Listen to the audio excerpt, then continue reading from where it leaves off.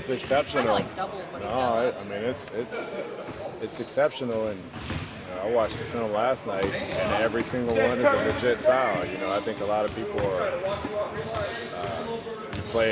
When you play against it, you're always complaining. When you have a guy that can do it, you're not complaining at all. And I'm trying to be very, non-biased, unbiased, however you say it. And I watch it, and he does a great job. He's, the 4 or 5 he had last night, he gets the defender on his hip, he stops, the guy runs into him, it's a foul. And that's a really unique skill to have. It is a skill. It's a talent to get in front of the guy. I saw the way he did it with the big step and the big dribble to create that separation. And he just understands where the defender is and knows how to take advantage of it. But when you're a scorer, you have to find different ways to score. It's not just come down and shoot a ton of threes. You're not always going to be able to get to the rim. So you have to find ways that when they're taking something away, you can still punish them. And he's really developed that skill set. We talk a lot about growth and development. That play at the end of the game where Trae strips Bam. I think it was a rebound. Yeah, I don't know what on the rebound. But is that what you want to see from Trae? Yeah, I mean, we highlighted our guys today, and there were a number of plays that we call winning plays, 50-50 balls, winning plays. In addition to that strip, Bam gets the rebound. DeAndre's trying to box out Bam. He comes down with it, but Trae's also in position. He just swipes it out. Kevin's there to scoop it up. We got 3 of our smalls around Bam at the end of the game to come up with the winning play. But in addition to that, you see Dwayne Dedmon takes the charge in transition. You see they try and run a big, small pick and roll. Trae steps in, he takes the charge on Bam. And then obviously Cam's play at the end where it's just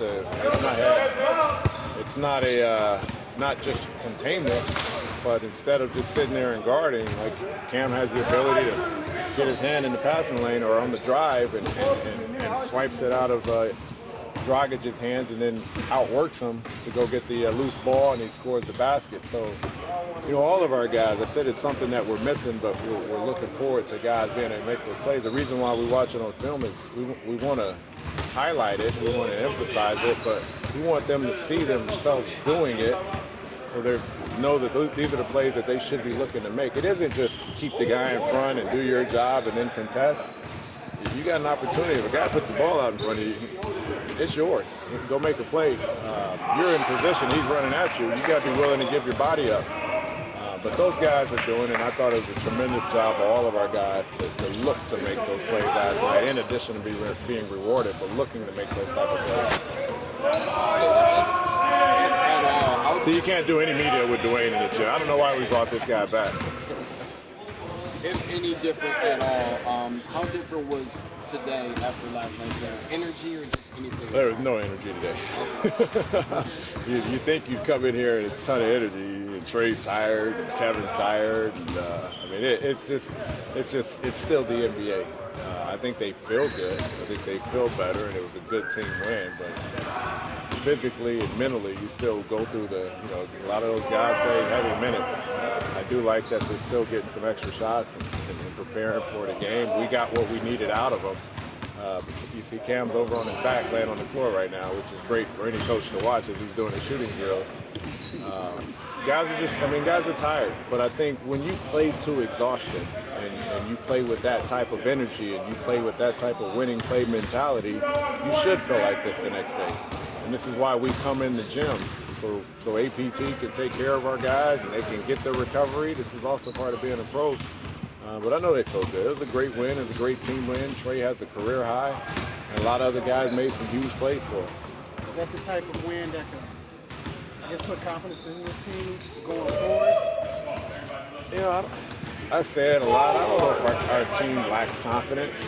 I know our team is excited to have chemistry and consistency. I don't know if there's, especially individually, each guy has the confidence. Trae's been playing at supreme confidence all year, and Cam, even when he was struggling, still playing with confidence. I think we're just all excited to have those moments where all of our guys are healthy and we can mix and match lineups. We finished with that core 5 group, I thought Jeff was a big part of a lot of our stretches in the second quarter and in the fourth quarter.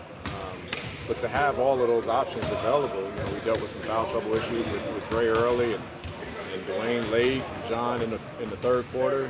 To have options and feel like you can throw guys out there and still not miss a beat really was what most encouraging last night. Mavs are obviously going to look a little bit different tomorrow than they did the first time y'all played them. What kind of challenge are you in for tomorrow against Luka? Well, I mean, Luka's having a hell of a year. It's really the same thing the teams face when they play us. It's Trae and John in the pick and roll. It's Luka and anybody in the pick and roll. They pick and pop a lot with Kleber and Porzingis. He's not dynamic like Trae is, but he's bigger and he's got the ability to pass over the defense. So we've got to try and keep him in front. We've got to take care of things behind. But they got pick and pop guys. A lot of guys that are shooting the ball well, and Hardaway and Curry and Luka. Finney-Smith is shooting the ball extremely well. And so, I think they're a winning play type of team. All of their guys, Brunson, Finney-Smith, they added MKG. They got a lot of guys that make those type of winning plays and efforts, but then they also have some star power in Porzingis and Luka. So, it'll be tough, but I think it's a game that we're looking forward to. It's a Saturday night. It's after a win that we played well at home, and we like being home. It seems like even beyond Luka, they've got a lot of guys who can kind of put the ball on the deck, take a couple dribbles, make a read, things like that. How big of a challenge is that? Yeah, Dallas is always, Coach Carlisle's always had teams. It's his style. You can tell he doesn't mind playing 3 point guards at once. And so you look at J.J. Barea and Brunson and Doncic. You'll see combinations where it's like that, and then you also add in Curry and Hardaway, guys that play with the basketball and capable with the basketball. That goes to IQ. You want to play with as many high IQ players as you can, facilitators as you can, because they keep the game flowing. It's hard to guard. We have Brandon, we have Jeff, we have Trae. We feel at least we'll be able to match up if they do play with multiple perimeter guys. But we can also match up with our bigs and try and take advantage of our size against theirs in different ways as well.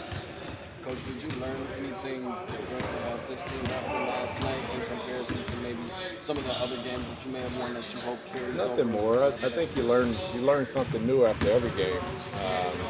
I thought our guys played with that rejuvenated spirit that we hoped for. I think the winning plays was a result of that. It was a competitive group yesterday. But I also felt the chemistry. I felt the chemistry was better. We were emphasizing a lot of drive and kick.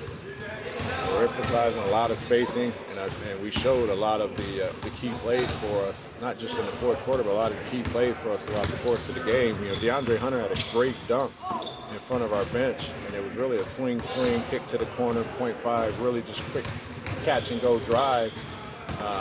That's spacing, and that's movement, and that's ball movement. And we've been emphasizing that. And so I really just was encouraged by our guys developing and then applying that chemistry on the court last night. Is that a part of the emphasis? That's everything in sport. You got to be on the same page. We preach and teach that every single day. 5 guys connected and covering for each other defensively, and then just trusting and understanding the spacing offensively. That's important. If you got a lot of guys running to the basketball, it's poor spacing. Defense can just sit there and guard anybody. We don't open the floor up for Trae. He doesn't do what he does. When you open it up, he's able to beat anybody off the dribble, and then anytime they converge, he's able to make those passes.